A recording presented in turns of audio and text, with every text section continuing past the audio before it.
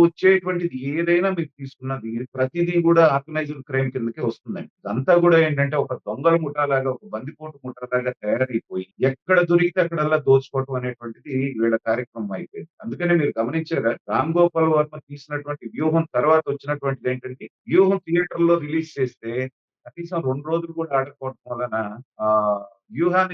'శపథం' దేంట్లో రిలీజ్ చేశారో మీకు ఐడియా ఉందా? సేమ్ ఫైబర్ నెట్‌లో యేసుకున్నారు.